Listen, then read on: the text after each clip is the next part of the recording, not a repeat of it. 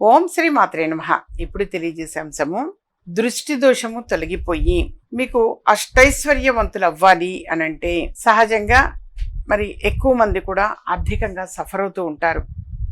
So అందుకనే నేను ఎక్కువగా ఈ కార్యక్రమంలో, మన విజయమార్గం కార్యక్రమంలో ఆర్థికంగా కలిసి రావాలంటే ఏం చేయాలన్న టాపికే ఎక్కువగా తెలియచేస్తూ ఉంటాను. చాలా తక్కువ మందికి ధనము అనేది సమృద్ధి ఉందమ్మా, కానీ మనశ్శాంతి లేదు అనేటువంటి వాడు తక్కువ పర్సెంట్. ఎక్కువ మంది మాత్రం ఆర్థిక పరంగానే సఫర్ అవుతూ ఉన్నటువంటి వాళ్ళే ఉంటారు. పెద్ద పెద్ద ఖర్చుతో ఉన్నది ఏది కూడా ఈ అమ్మ తెలియచేయదు. సింపుల్ పరిహారమే తెలియచేస్తాను నాన్న. ఒక 8 శనివారాలు మాత్రం మీరు తప్పనిసరిగా ఈ విధంగా ఆచరించండి. 8 శనివారాలు ఏం చేయాలయ్యా అనంటే, స్వామివారికి అంటే మన కలియుగ దైవం చక్కగా వెంకటేశ్వర స్వామి వారికి మనము ఈ చిన్న పరిహారము అనేది ఆచరిస్తే చాలు.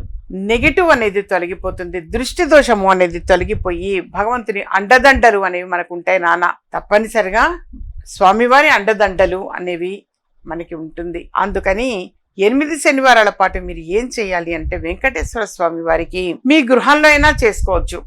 చక్కగా గృహంలో అయినా వెంకటేశ్వర స్వామి వారికి దీపారాధన అనేది సహజంగా అందరికీ తెలుసు. నేను ఇప్పుడు కాదు, మొదటి నుంచి కూడా తెలియచేస్తూ ఉండేదాన్ని. వరి పిండిలో కాస్త బెల్లము అనేది వేసి పాలు పోసి కలిపి ముద్ద చేయండి.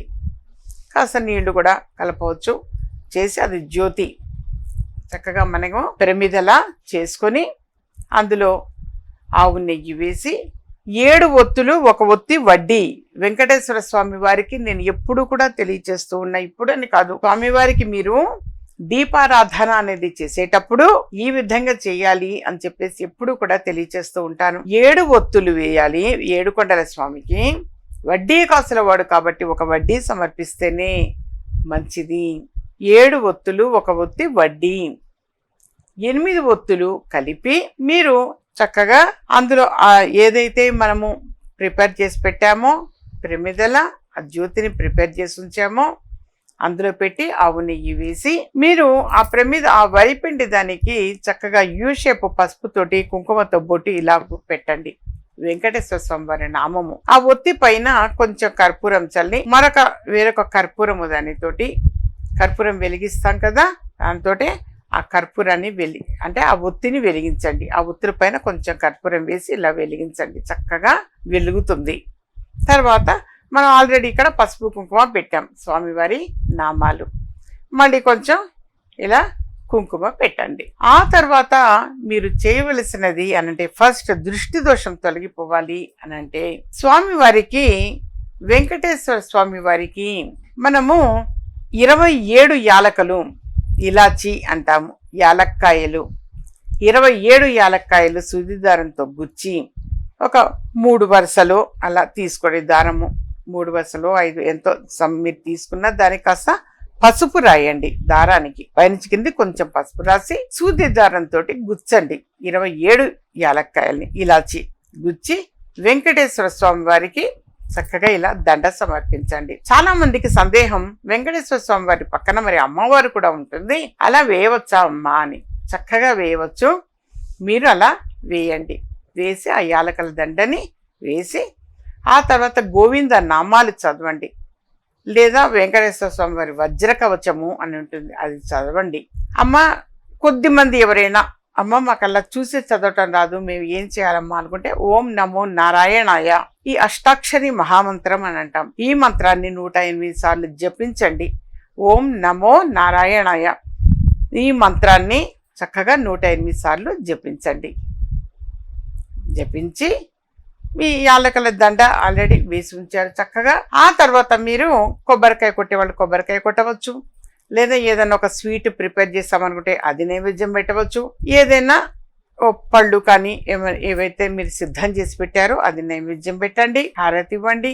ఆ తర్వాత చక్కగా మరి ఎక్కువ మందికి వచ్చేటువంటి సందేహం ఏమిటి అనంటే, ఈ యాలక్కాయల దండని మేము ఏం చేయాలమ్మా అన్న సందేహం ఎక్కువ మంది నాకు కాల్స్ బాగా వచ్చాయి. ఈ యాలక్కాయలు అందుకని నేను ఇది 2వసారి చెప్పడం మీకు. కేవలం అందుకని అందరూ కూడా వీక్షిస్తుంటారు, చేస్తుంటారు, ఆచరిస్తుంటారు అని చెప్పి మళ్ళీ నేను చెప్తున్నాను. ఇది వివాహం లేట్ అవుతున్న వాళ్ళు చేయండి. దాదాపుగా 8 శనివారాల లోపే వివాహం కుదిరే అవకాశం ఎక్కువగా ఉంటుంది. అలాగే స్వగృహం కోసం ఆచరించవచ్చు. చక్కని సంతానం కలగడం కోసం ఆచరించవచ్చు. మన ధనం బయట ఆగిపోయింది, తిరిగి రప్పించుకోవడం కోసం, తిరిగి రావడం కోసం ఆచరించవచ్చు. మనశ్శాంతి కోసం చేయవచ్చు. అలాగే మీ వ్యాపారాల్లో అధిక లాభాలు రావడం కోసం ఆచరించవచ్చు. ఏది ఏమైనా చక్కగా మీరు ఇది కంపల్సరీ చేయడానికి ప్రయత్నం చేయండి నాన్న. దాదాపు 8 శనివారాల లోపుగా ఒక గుడ్ రిజల్ట్ వింటారు నాన్న. స్వామివారి అనుగ్రహం వలన వింటారు.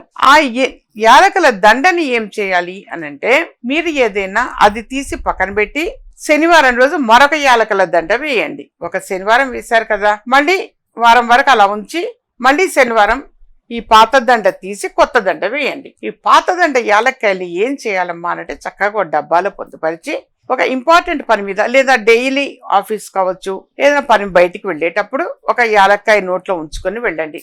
నెగటివ్ అనేది ఏది కూడా రాదు, దరి చేరదు, భయము అనేటువంటిది దూరం అయిపోతుంది. అలాగే మీరు ఏదైనా ఇప్పుడు పిండి వంటలు కావచ్చు, ఏవైనా వంటల్లో కూడా ఈ యాలక్కాయల్ని సద్వినియోగం చేసుకోవచ్చు. ఈ యాలక్కాయల్ని చక్కగా వాడుకోవచ్చు నాన్న. అన్ని కలిపి ఒకసారి వాడచ్చు అమ్మా అనే సందేహం ఉంటే చక్కగా వాడచ్చు. లేదా కొంతమంది టీ పెట్టుకుంటారు, టీలో కూడా ఇలాచీ టీ అని చెప్పేసి పెడతారు, ఇలాచీ చాయ్ అని. అలా చాయ్ పెట్టుకునేప్పుడు అందులో కూడా వేసుకోవచ్చు. దంచి టీ పొడి డబ్బాలో కావచ్చు, పంచదార డబ్బాలో కావచ్చు వేసుకోవచ్చు. మీ ఇష్టం, ఏ విధంగా అయినా సద్వినియోగం చేసుకోవచ్చు, తప్పు లేదు. చక్కగా మీరు వాడుకోండి. మరొక సందేహం, ఇది ఇంట్లోనే చేయాలా, బయట చేయొచ్చా, గుళ్ళో ఇవ్వచ్చా అమ్మా అని కూడా చాలా మంది అడిగారు. గుడిలో కూడా ఇవ్వవచ్చు. గుడిలో కూడా సేమ్ ఇలాగే దీపారాధన అనేది చేయండి. మీరు చేసి మీరు గుడిలో స్వామివారికి ఇవ్వాలి అనంటే మాత్రం 27 యాలక్కాయలది అనేది సరిపోదు. కాబట్టి 108 మినిమం 108 గుచ్చాలి నాన్న. 108 యాలక్కాయలని గుచ్చి, సేమ్ దారము ఒక 3 వరుసలు తీసుకున్నారంటే పసుపు రాయండి, దారానికి రాసి 108 యాలక్కాయల్ని అలా గుచ్చి అక్కడ గుడిది అన్నప్పుడు మాత్రం అక్కడే సమర్పిస్తారు. ఒకవేళ గనక ఆ పంతులు గారు మళ్ళీ మీరు గనక పంతులు గారిని ఆ యాలక్కాయ దండ మళ్ళీ నాకు ఇస్తారా స్వామి, రేపు వస్తా నాకు ఇవ్వండి అన్నట్టయితే, వాళ్ళు గనక ఒప్పుకొని ఇచ్చేటైతే మీరు వాడుకోవచ్చు, సద్వినియోగం చేసుకోవచ్చు. అంటే మీకు తెలియచేస్తున్నాను, కంపల్సరీ తీసుకోవాలి అని కాదు, మీ ఇష్టం. తీసుకునేటైతే వాడు ఇచ్చేటైతే మీరు తీసుకొని వాడవచ్చు, ఏ ఆక్షేపణ లేదు.